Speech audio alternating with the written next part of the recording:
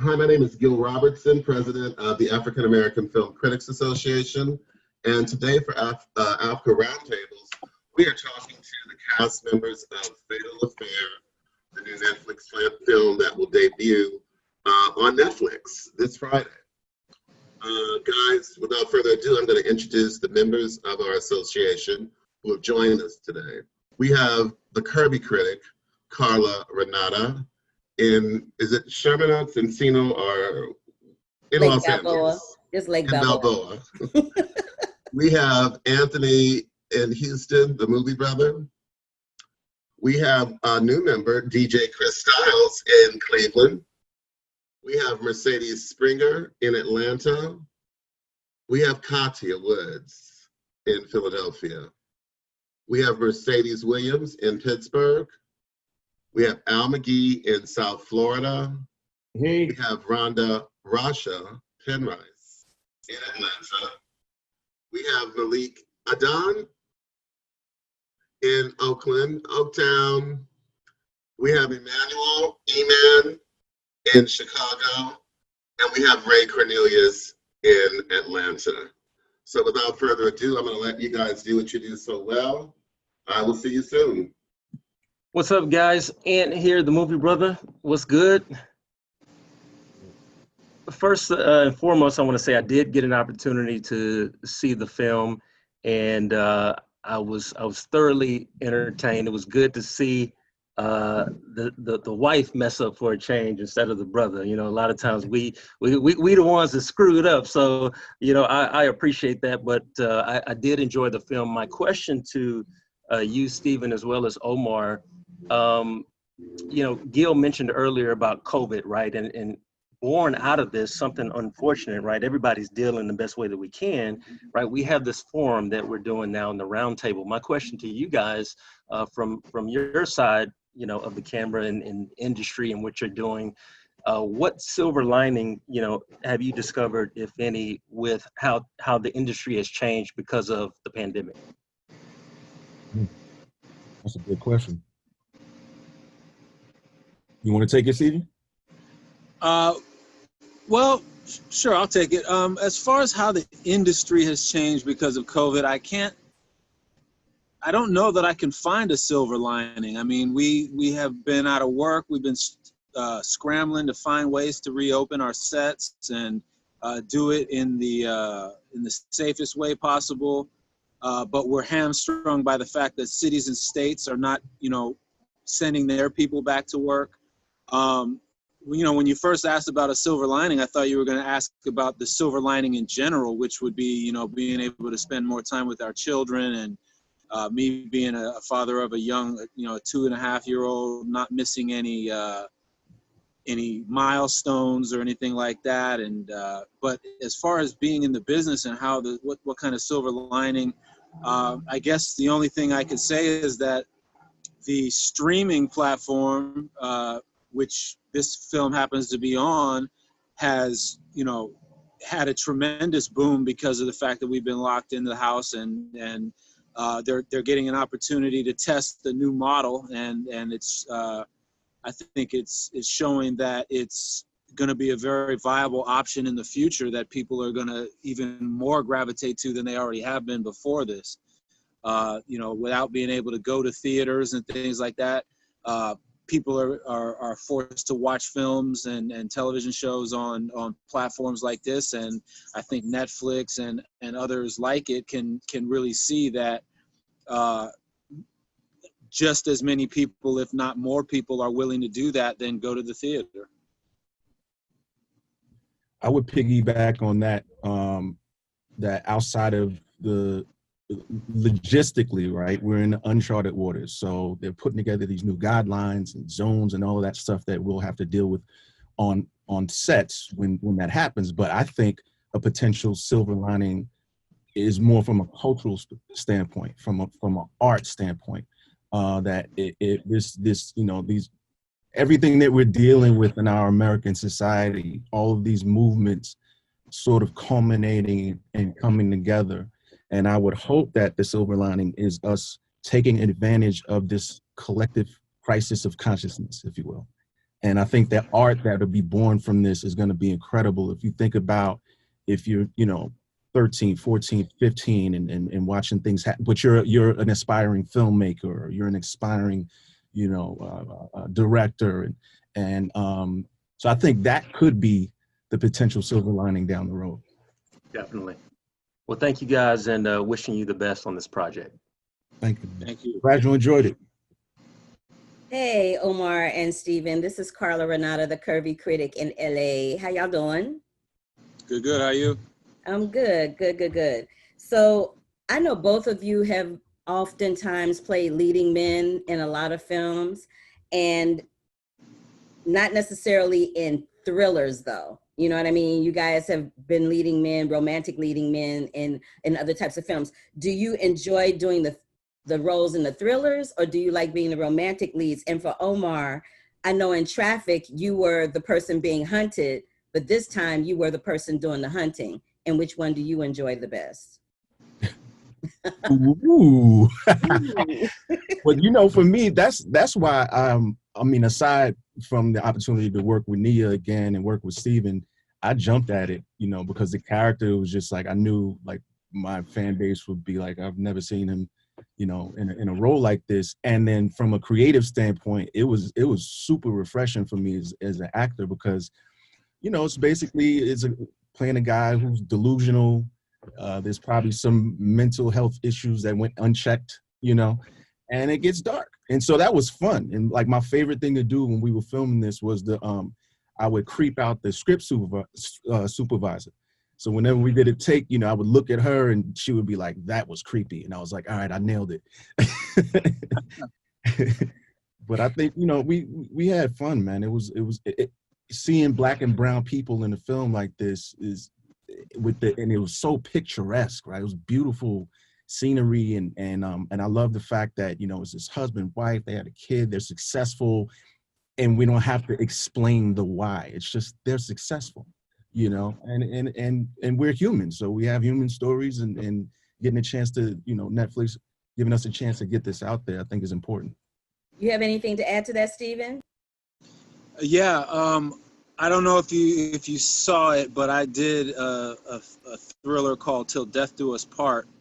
Yes, I did. A couple of years ago, and that was my one opportunity to play the psycho, guy that Omar gets to play right now. And for me, I really enjoyed it as well, because it was a stretch. It was something where I could spread my wings as an actor, and like Omar said, give my fan base a view that they had not seen before.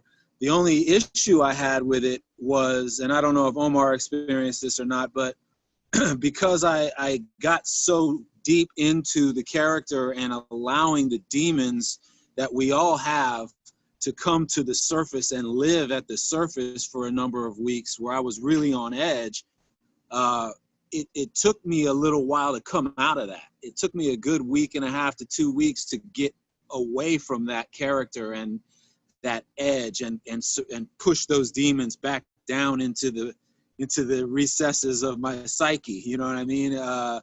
So as much as I liked it, I said I would never do it again, just because this guy was he was a wife beater. He was a little bit more domestic violence guy than what we're seeing. And then actually now that I think about it, Omar's character was that in his previous engagement as well. But I didn't like my character at all. And that was kind of interesting, having to go to work every day and play a character that I absolutely despised. That was weird. But it was fun to have the stretch.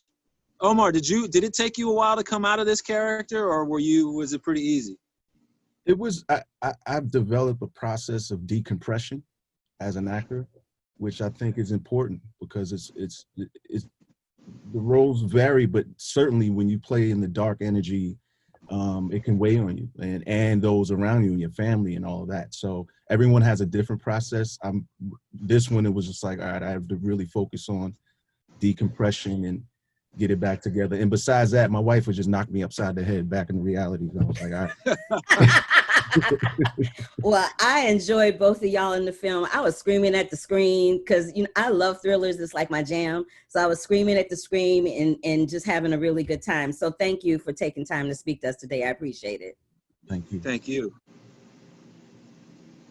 How you guys doing? DJ Christel's WOVU 95.9 FM. Great film. I watched it twice last night. Make sure I wasn't missing anything.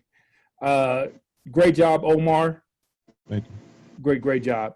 My question is, one thing I pulled out the flick, and I think it was real prevalent to everything, is the mental health of Black men. Now, how he went to a therapist and in therapy. How prevalent is it now? Like, more films are showing that with Black men going to therapy, or things that in that nature that's going on with our community. Yeah, I think it's becoming very prevalent. I mean, obviously we touch on it a bit in this particular piece, but I think the greater conversation is destigmatizing that, right? Like, you have people like, Charlemagne the God is out there talking about mental health, and we all have. I mean, look at what we've been living in. Everyone's been affected in some shape, form, or fashion. But I think within our community, within our men, I think that there are broader discussions that are becoming destigmatized, because when you look at like the music, you look at an artist like a Kid Cudi, he's just coming out with his issues, and I think it makes it easier to have those conversations. And for people, therapy is not a bad thing, right? When I was a kid, it was like, what? You talk to somebody, But we've sort of learned within the Black community, like, no, that can actually be an asset to you moving forward and to your overall evolvement and growth. Same with you, Stephen. And would your comments on that? I think that it's a good thing that we are starting to have the conversations about mental health. I mean, how, as Black people in this country, how could we not have, at least a little subtle form of PTSD with all the stuff that we watch on television and we watch in the news about ourselves and our peers and our children, being treated the way that we sometimes get treated in this country and around the world. So I think that, much like Omar said, for too long, it had been a stigma, feeling the need to express those emotions and get those things out and try to make some sense of it. And I do think that it's a good thing that we're now starting to feel a little freer and a little less insecure about sharing those things with each other and going and trying to work things out with people who have studied for a long time on how to help us through those woods. Thank you. Sorry, had to unmute. Hi, Omar. Hi, Stephen. I'm Mercedes out of Atlanta with She Critiques, and She Critiques on YouTube and Instagram. My question, kind of digging more into this mental illness component that we're talking about. For your character, Omar, what lane did you go down? Where did you categorize your character, whether it was domestic violence, bipolar? Like, where did you see him going, and how did you get to that path? Like, how did you categorize him and take it down that road? To be honest, he was a narcissist.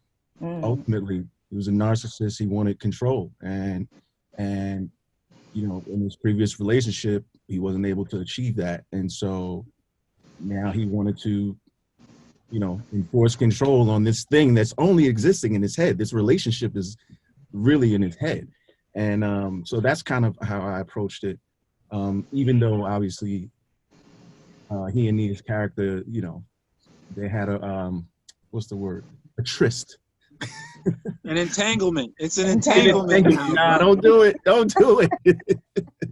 But even though she had engaged with him, it doesn't, stuff happens. We're humans. Sometimes we make mistakes, but it doesn't entitle others to sort of shift your reality, if you will. So, but yeah, I just thought he was a narcissist, and I started from there. And I guess with the narcissism, let's talk to all the brothers there. So what is the line between persistent and psycho? Like, when did he cross that line? That's a good one.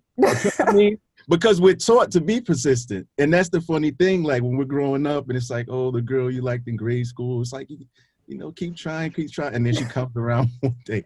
But I think we all know that line. I think that it's a clear, defined line, right? It's the same line as no means no, and so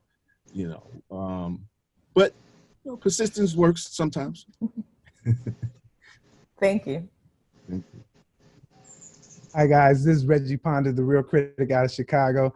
Omar, I want to ask you a question first, and then I have one for you as well, Stephen. But my question for you, Omar, is that you talked about the silver lining a little bit from an industry perspective. But for me, it's like this was the kind of movie you do want to be in a theater, because I was talking to the screen like Carla. I was only like, no, don't. What? So how do you feel about not having or providing that for your audience? That's a great question, because it's something that, I mean, it sucks, right? Like this, I feel the same way we all felt. Stephen and Nia, we were like, people are gonna be screaming at the screen, throwing popcorn and stuff like that. But I think that we've all had to adapt. We've all gotten used to streaming content, watching content in our homes, and so that's kind of the momentary theater for us, even though, some people have to do social distancing, but you still have families living together and what have you. So hopefully, because we're still in this thing, people will get to have that experiences just from the comfort of their couches. Cool. I don't buy it, man. Hopefully they don't break any TV. I needed somebody, because I was about to break the TV. So, Stephen, for you, my question is, look, when does the wife supposed to tell you the stuff? Because when Omar comes into the crib, man, she should have told you something. Help a brother out, man. I'm having problems, man. Yeah, man, and that's why the character was like, man, this man, he drank my beer. You know what I mean? Like, it's a situation where if you put yourself in her shoes, I think the first instinct for anybody is going to be like, okay, let me just ride this out, and hopefully nothing blows up in the moment right here. But yeah, when he shows up, that's a real difficult place for her to be, because she's like, okay, is he going to cause a problem here? Or, so I think that it's a really fine line on when she should have told him. I mean, I guess a lot of people would say she should have told him right away, but then there's other people that would say that, she caught herself in the moment and she did the right thing. So she can keep it to herself and just move on without, it's really tough, man. Yeah, that's a good question. I don't even have a real answer for it, man. I just know that he shouldn't have been drinking my beer. and I see Omar laughing, so he might have a comment on that. No, that was one of those moments where when we read the script or just talking with Neil, we were like, this has to hit. Like and even the way that it was shot, it was like up until the last second is, the reveal, like, is this dude, did he come to my home where my children sleep? With my children? That's when that's the turn, as emotionally as the audience, you like, uh-oh, this is about to go left. Yeah. But I wanted to say, even too, another layer, what I thought was beautiful about your character, and also, I mean, obviously how you played him, but the fact that they went through that and he still loved her, and he loved her through that. I just thought that's one of those beautiful wrinkles that we don't really get to see. When it comes to black and brown imagery on film, it's always, the dude messes up, the girl takes him back, but he stuck by her side, and I thought that was dope. Yeah, somebody asked me about that yesterday, and I said that, I admired his maturity, his emotional maturity to say, I understand that I have a responsibility in this too. I haven't been really giving you what you've needed. I've been, going through this injury with these meds and all that, so I do play a part in this. I'm not going to say I'm not mad, but we have so much invested in this and so much love, more love under this bridge than bad water. So let's just work it out together. And I thought that was really mature of him, and I commend the writer on that. Yep. Hey, I see Nia has joined, so I just like to ask Nia. Hi, guys. Hi, Nia. Yeah. How are you? Hi, Good. Steven. Hi, Omar. Looking like you about to be strutting down the stage, putting on a performance. So beautiful. I am. I'm trying to decide who I'm going to be next.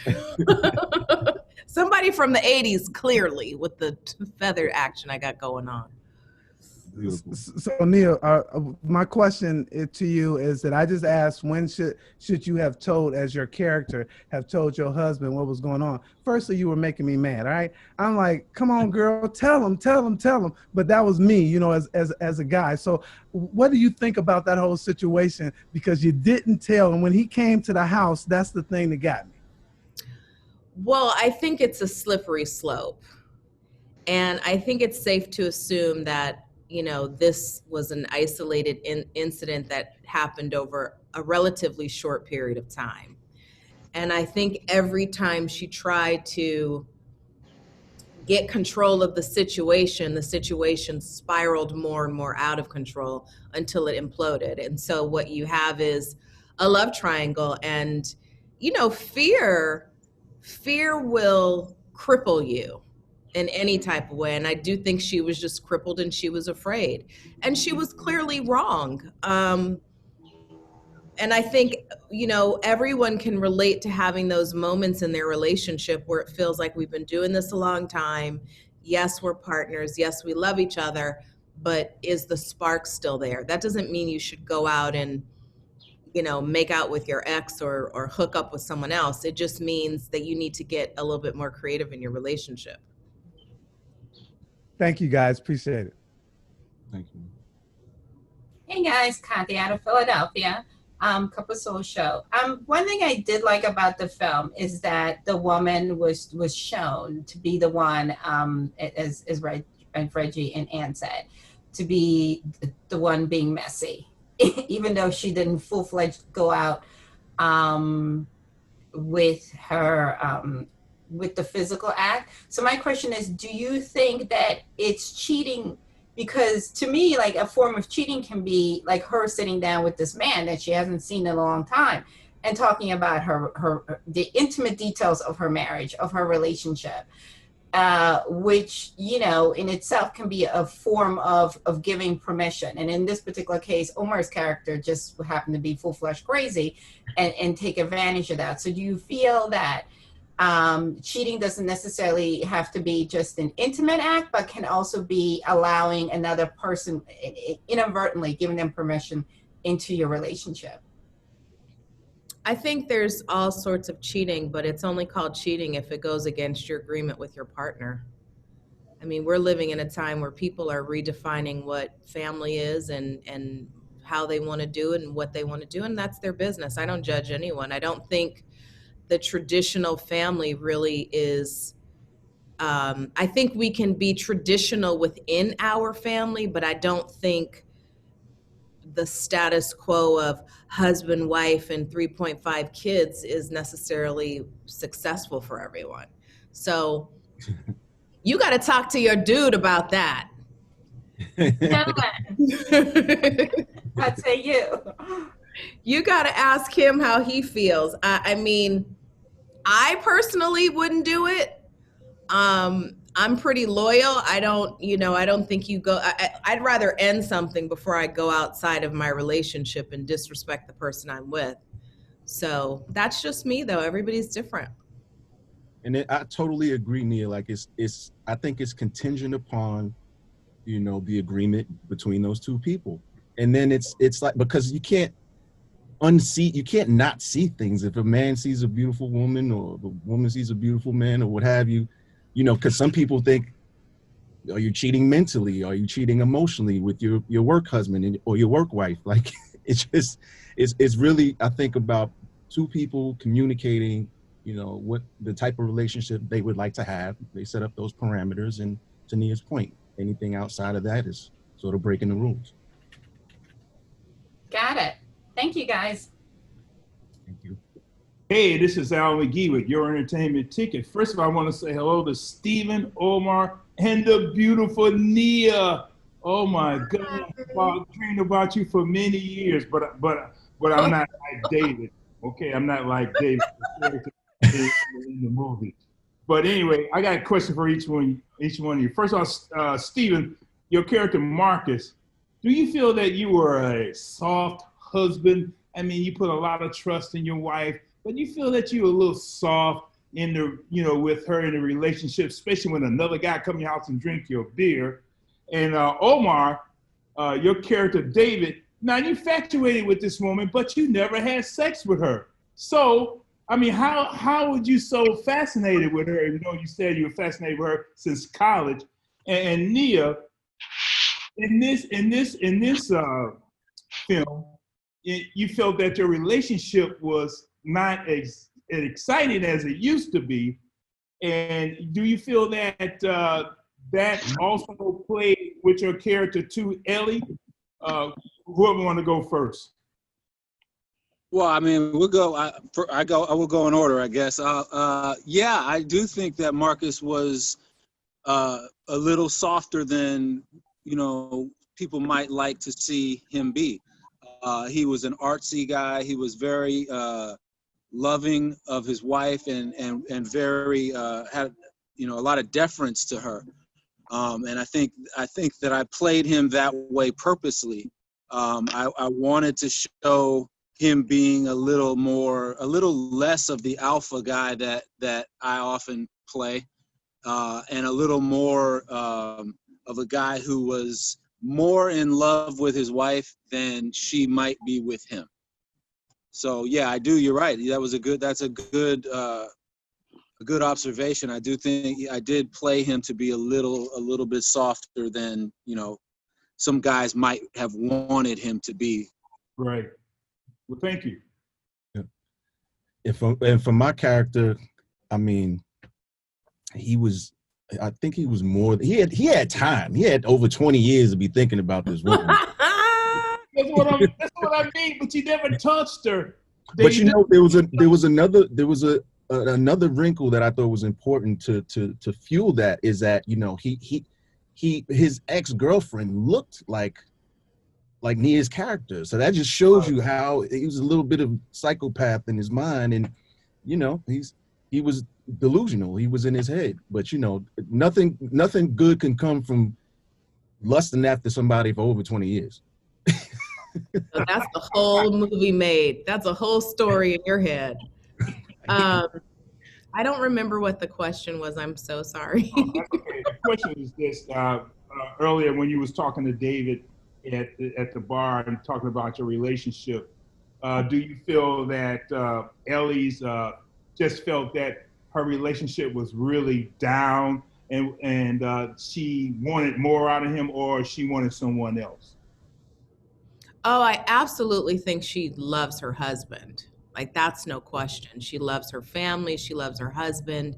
She loves what they've created together.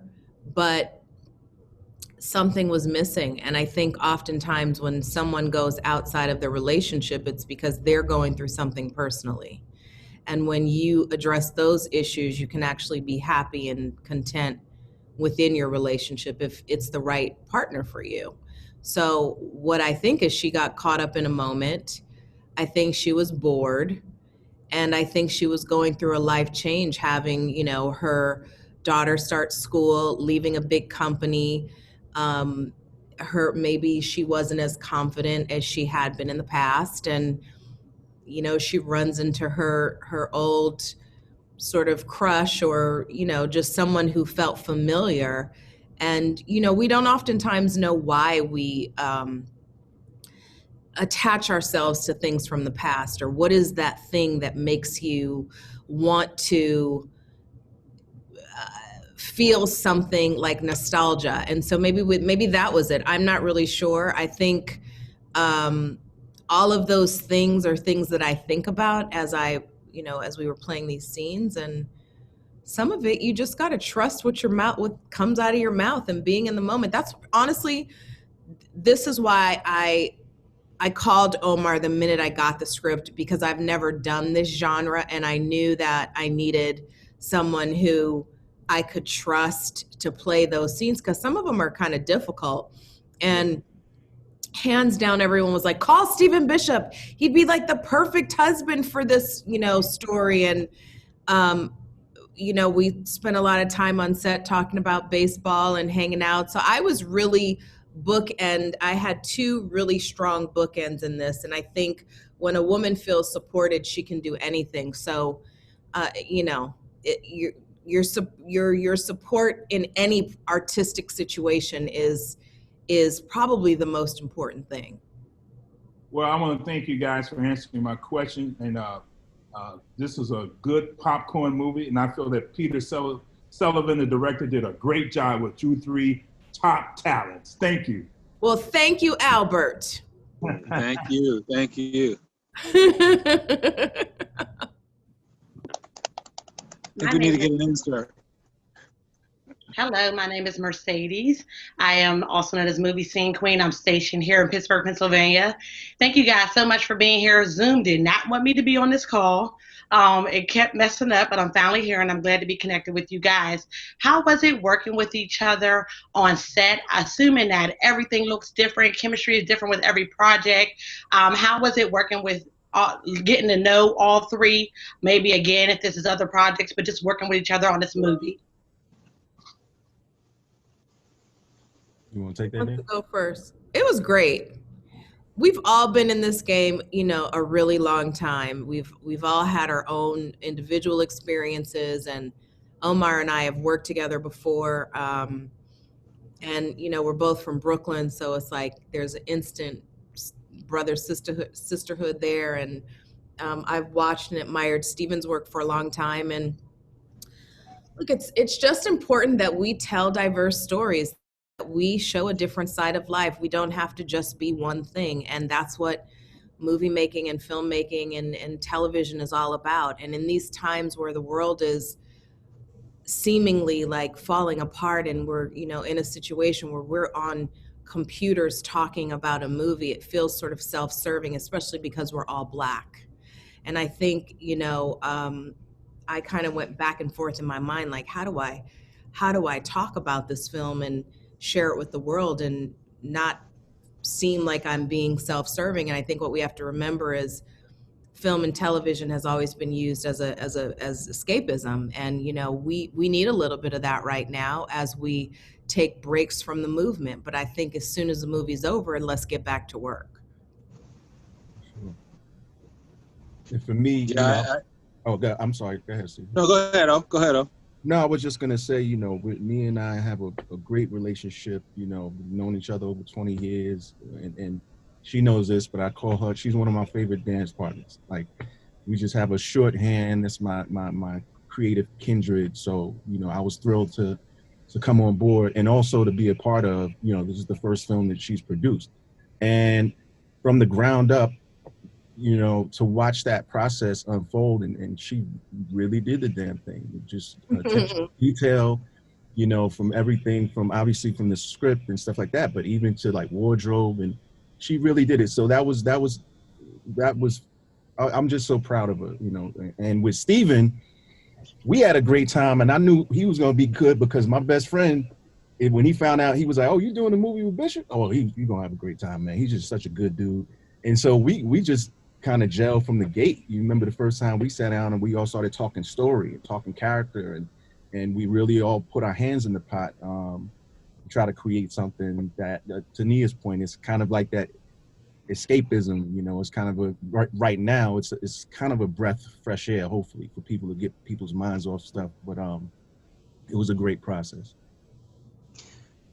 For me, it was a little bit different. I had a fantastic experience, but what I want to bring you guys into is I'm a guy who has been watching these two phenomenal actors even before I was an actor. And I've come up in the game and I've earned my right to work with these people. And my first instinct was I just want to make sure that they both are happy that I got this job. And especially Nia, because I knew that, as Omar said, she was producing, and I knew that I was going to be doing the bulk of my work with her. I really wanted to, to make a good impression on her and to, as an actor, show that I was going to be able to be opposite her in a fashion that would make her feel good about what she had to do and didn't feel like she was going to have to carry me.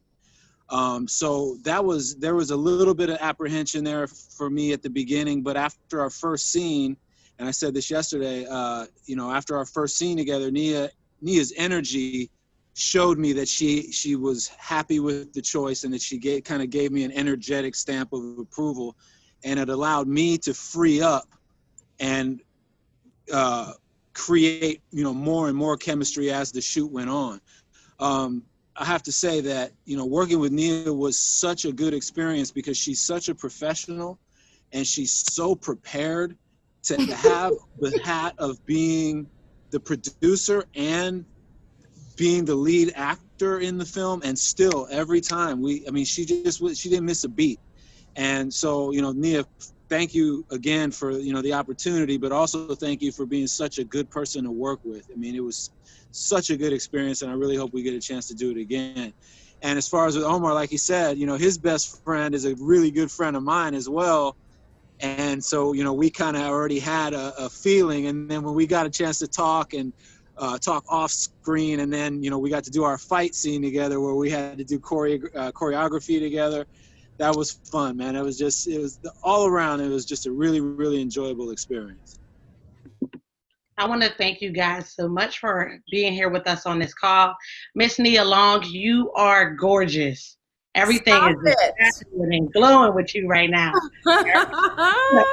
That's because there's nowhere to go and nothing to do. I just eat a lot of vegetables, drink a lot of green juice, and go to bed early. I swear, every night around 9:15, I'm like, oh, it's time to go to bed. Because the days have just become longer and longer and longer. I'm like, just go to sleep, go meditate, and wait until tomorrow. Yeah. Seriously, I'm these are very interesting times, and they will be in the history books, and we will be talking about this for years to come. And I just hope that this movement, this push for equality, this push for fairness, this push for having a platform where what we say and think matters, is something that's continuous, so that when we come back to this time again, because we know that we will, because everything in life is cyclical, that we are better and more prepared than we were before. And I was trying to explain to my 8-year-old, because he said to me, I thought this is kind of off topic, but I think you guys will appreciate this story. My 8-year-old woke up and he started to cry, and I said, baby, what's the matter? And he says, I'm afraid to grow up.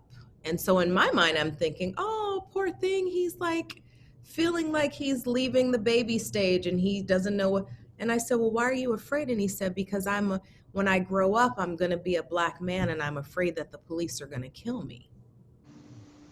And I just, as a mother, I had to pause and gather myself and figure out how to explain to him that, please, God, don't let that happen, number one, because I can't even promise him that it won't happen. And that's where I felt powerless. I felt really powerless in that moment. And what I did do is I tried to talk to him about our history, about the civil rights movement. And I think as parents and as Black people, we have a responsibility to educate our children about our history, because the schools are not doing it. And the one thing that I've learned through this Zoom education and online education, the curriculum is not for us. So we better start getting real serious about teaching our history to our children. Otherwise, this movement will be in vain, because they won't have the tools to navigate the next time this comes around. And that's real talk. And so I've really every day tried to do something to teach my son about our history, whether it's visual or practical. And one of the things you know, thank God for Spike Lee and John Singleton. Let's just say that, because they really, when nobody wanted to tell about the Black experience, those were the two directors who were really committed by any means necessary. So when I can now turn on Malcolm X and it's timeless, and I see these beautiful visual shots, and I see the platform and the roadmap that they've laid for us, I do feel a sense of responsibility. I feel a sense of responsibility to bring in other actors that I respect and that I love and that I have a connection to, and to tell different aspects of our Black experience. And this might be a get your popcorn kind of movie, call your girlfriends and yell back at the screen, but that's still part of our experience. And so we have to embrace all of those things. But it's hard to talk about anything without talking about the landscape in which we are navigating. Yes. Hi, And I just had a coffee, so I'm like,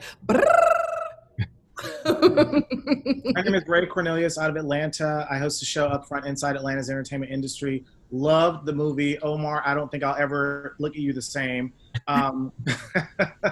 Wow. So my first question is for Nia. There was a lot of physicality to this role. I don't think we've ever seen you kick ass before. Totally loved it.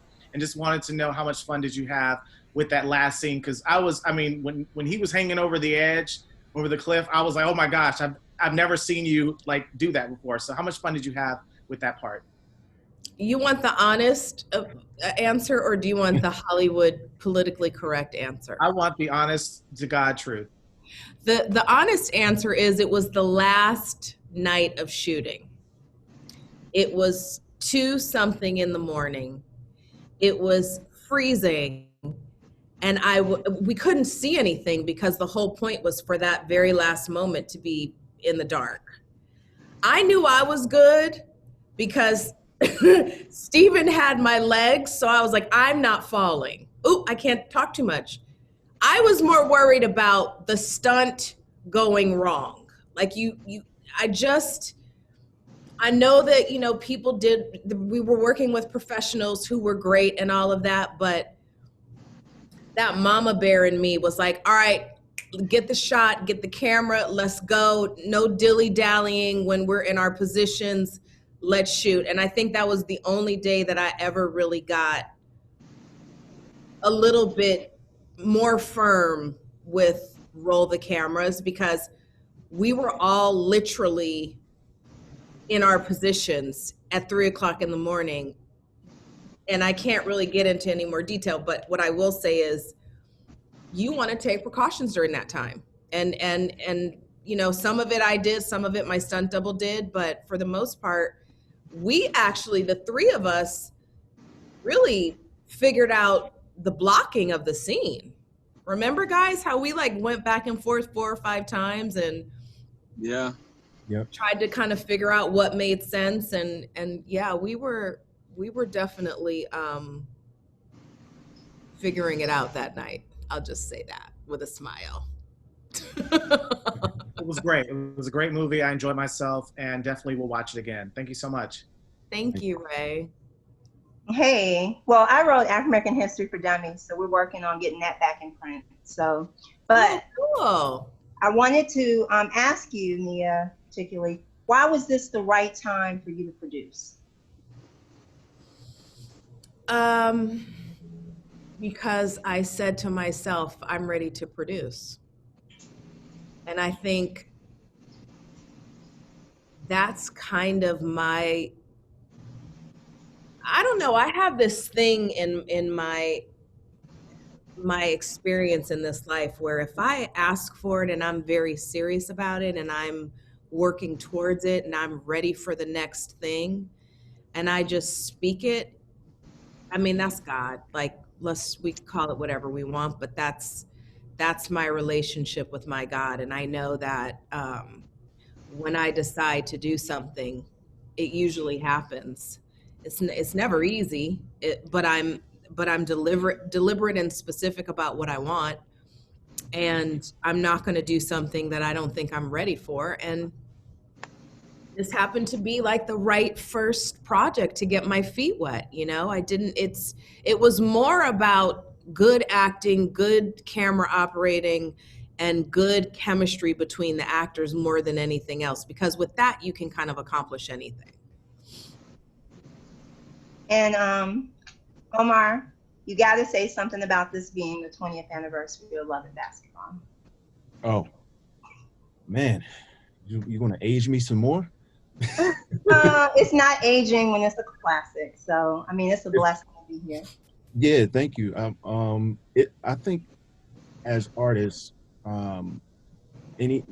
everything that you're a part of, you want it to be able to travel through time, but you never know.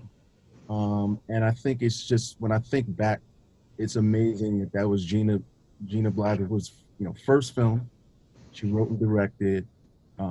We were young actors, and it's just such a universal story, but it's also a timeless story, and that's just been an amazing caveat to that experience for me. Like, who would have imagined, 20 years later, like, people still love that film. The culture still loves the film in the way that they do. So I'm forever thankful for that. And Steven, do you like being the good guy? This is not typically, like, you're usually a good guy, but you're the guy that comes around to being the good guy. Yeah, you're right. I typically play the good guy, but the good guy that has an edge, that has some flaws. And,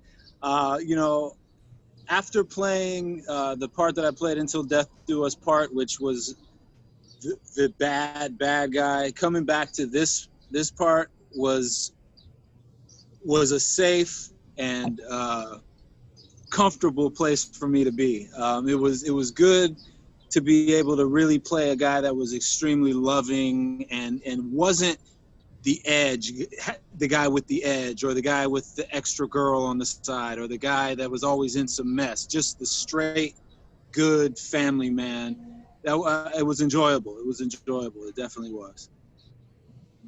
Thank you, guys. Thank you. How you all doing? This is E-Man from E-Man's Movie Reviews out here in Chicago. Excuse me one second. Ms. Nia Long, it is such a pleasure to be able to speak to you today. I am a longtime fan, and shout out to you on your very first producer credit. By the way, hey, Omar, Steven, y'all cool too. Omar, you got it. You got it, bro. You got okay. Cool. I'm just being stupid. We're enjoying watching you do this, man. Look, I just need my wife to skip this part. But anyway, I got a question for all three of you, and you can go Nia, Omar, and Steven in that order. Now, this film deals with a lover-stalker dynamic. And as celebrities, I'm not sure if you guys have actually had stalkers or not, but I am curious. And I'm gonna give you this hypothetical. Let's say after the club bar scene, something like that really happened to you. What would you do, same or different than Ellie's character in this, if you had an entangled stalker? Well, I've had a stalker, and it's no fun. My stalker was a 60-year-old-ish Black woman who showed up at my house who thought she was married to me. Wow. And my older son gave her a piece of his mind. And I was like, yes, son, protect mommy. And then several days I would see her just kind of hanging out in front of my house. And finally I had to give her a piece of my mind, and I never saw her again. So I think there's nothing fun about the idea of being a stalker or being stalked. How do you say that? Yeah. Either way, it's not a good thing. I think what makes this film interesting and fun is the journey. These films are sort of, there's a formula. We know there's going to be a love triangle. We know somebody might die. We know somebody may have cheated. And that's why the casting was so important to me, because I wanted people that the community loves and recognizes and who they're familiar with. And that's sort of, you know, where my producerial hat started to, or my producerial mind started to take action as like, okay, well, this is not going to be an Academy Award winning film. That's not what these types of films are for. But let's load this up with people that are beloved and who, you know, are familiar to all generations, and try to make a great movie with a subject that is, you know, it happens every day, where somebody just has a very warped perception of reality. Thank you. Omar, Stephen? I actually did have a stalker. I never met this person, but for years on Wikipedia, some woman claiming that we were married and she was the mother of my oldest daughter, right? And that's when I found out that Wikipedia doesn't have an office, because I'm like, how do you call these people? Like, it's just crazy. It's just like you got to email them. But yeah, I mean, you know, dealing with those type of things is different. It's different. I think that's, to be honest with you, like, I think that's part of why my demeanor has been the way that it is, you know, throughout these years, offset, because I'm still that kid from Brooklyn.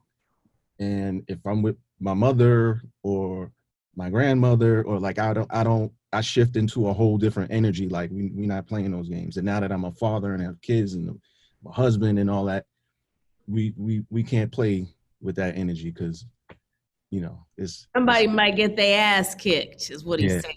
That's what I'm trying to say. Thank you. Keep it 100. Hey, and man. you know what? Before you answered, I was gonna say Nia from Brooklyn, y'all. Don't get it. Don't get it twisted. And we have last question, Malik. Hi, Gil. I didn't see you. I was in the background hiding. How you doing? I'm good, babe. How are you? Oh, I'm good. I'm good. I told you we got you. I know you do. I trust you with my life and my children. You want them? I'll bring them over. We've known each other long enough, certainly. Right? Thank you for hosting this. I really appreciate it. Absolutely, absolutely. Mr. Malik, you have the last question. Hey, everybody. This is Malik from Really Dope out in Oakland. My last question, or I guess the last question for the roundtable is, first with Nia and then broadening out, is that what were your biggest challenges with this being kind of your first production role? And then what were the rewarding moments of producing? And then for everyone else, kind of what was the biggest challenges or most rewarding moments for doing this particular film? Steven, you want to hit it first? Wait, can you repeat the question? Because I heard the question for Nia. Yeah. So just like, what were your biggest challenges and or most rewarding moments working on this particular film? Oh, for me? Oh, okay, go, Steven. Okay. I'll go with the most rewarding moments. Like I said, you know, as an actor, you know, coming from an athletic background, as an athlete, you always want to know that you measure up. You always want to, you know, you get to the next level, and you want to know that, hey, you know, I can play on this field. I can, you know, I can swim in this pool. And as I said earlier, after my first scene with Nia, I could tell that she was very generous about, you know, how she let me know that I was cool. You know what I'm saying? And the work that I was doing was solid. So, you know, to be able to feel that energy from somebody who is not only employing you, but is your, you know, your counterpart as an actor, is very rewarding and very validating as an actor. And I think that was, you know, probably my favorite moment. I mean, there were so many good moments, but you know, just, you know, having that sort of a stamp of approval was very rewarding for me in this project. Well, first of all, Steven, you are such a creative, I don't even know you as an athlete. Like that doesn't, like your soul is so creative. Like this is so natural for you. And it's funny because being an athlete is like such a different part of your brain. It's a completely different. Is that a plane? Yeah, I think it's a helicopter. It sounded so crazy on the side. You came in with so many wonderful ideas, and we tried things different ways, and you know, we really wanted to make this relationship feel real but not too perfect. And I just felt like you were so right on in terms of your instincts. So, and by the way, I didn't employ you. That was Netflix that employed you. I have nothing to do with that, but I'm so happy that you joined us, and I feel really proud of the work that we did. I think for me, the biggest challenge in all of this is that this was the first time in my career where I worked every single day and I was almost in every single scene. So by the end, I was exhausted. And we were driving from LA to Malibu every day, which was like an hour drive. So I would sleep in my car, look at my lines for the day in my car. And it's like, for those, how long was our shoot? 4 weeks? About 4 weeks? Yeah. Yeah, for a month, like it was just, you know, the weekend doesn't even matter because you're just, all you want to do is sleep and wash your clothes and hug your children and try to, you know, cook a meal. So that was the most difficult part, was just working every single day for 30 days straight. I think for me, the challenging part was to, even though it's a popcorn film and we know all that, you still have to keep the characters grounded. You still have to keep their interactions grounded, because that's when the audience is going to immerse themselves emotionally. And so I think that was the biggest challenge for us, not to let it get away from ourselves in certain moments, because that's easy to do. My favorite moments, well, overall, you know, to be a part of my girl's first film as a producer is the cherry on the pie. But selfishly, my favorite thing in this journey was to creep out the script supervisor. Because we would do these takes, and I would look at her, and she just started looking at me like, that's creepy. And so that became my thing. Like, so when we called cut, if she was creeped out, I know I nailed it. You were definitely creepy. I was like, oh my gosh. Especially the scene where he leans over when I'm sleeping in bed. I'm like, this is not real. I would have felt him. I argued with the director so much with Peter about that. He goes, no, trust me, it's gonna work. I said, Black women with children do not sleep. I'm gonna wake up if I feel him on me. And so it works in the moment, but I definitely, like, that was one of those moments where I was like, I don't know about this one, guys. But then, you know, that was servicing the suspense, that's servicing the buildup. Like, not every moment. That's why we have movie magic, and that's why things are sometimes, you know, not as realistic as you know, we want them to be. Hey, if I could interject, one thing that you did that I didn't bring out is you didn't play Ellie the way that we typically see these women. At every moment, Ellie just always thought that she was in control, and she kept like, I'm gonna handle this, I'm gonna handle this. And we don't usually see that kind of control in these types of films. Mm-hmm. I think with all the women I play, even when they're in their most vulnerable moments, I try to play into the truth. And I never play into being a victim. Like, I think women are, you know, if you look at history, the history of filmmaking, oftentimes we are required to be the victim to build up the man. And in this situation, even though she was the victim, she wasn't a victim. This was her choice. She took responsibility for it. It imploded.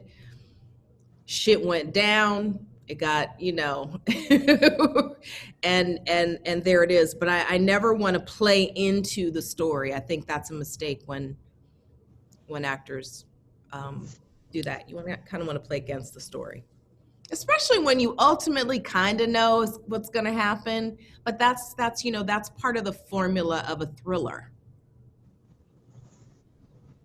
Well, you know, this could go on and on and on forever, which is a good thing because we enjoyed the film.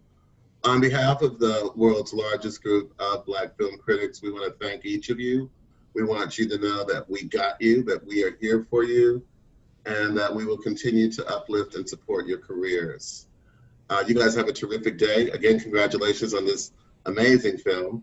And it's going to be a lot of fun to watch. It's a great popcorn movie. Nia, I am so proud of you producing.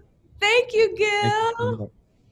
That means a lot coming from you. I know you've seen a lot of, you know, talent come and go and come back again. And I just feel I was really happy to know that you guys, you know, agreed to join us today.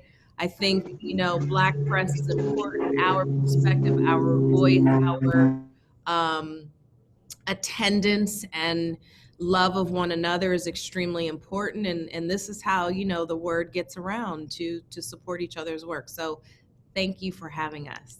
Absolutely. Can I say something really quick to all of you guys? One, we stand on the shoulders of giants. And two, we're not going backwards. So not at all. Real. That was great to hear. Even though I'm 5'2", I'm standing tall. That's right. That is right. That is right. I know about that. We'll see you guys soon. Love All y'all. right, thank you. Bye. Guys, Bye. Nia. Bye. Bye, Omar.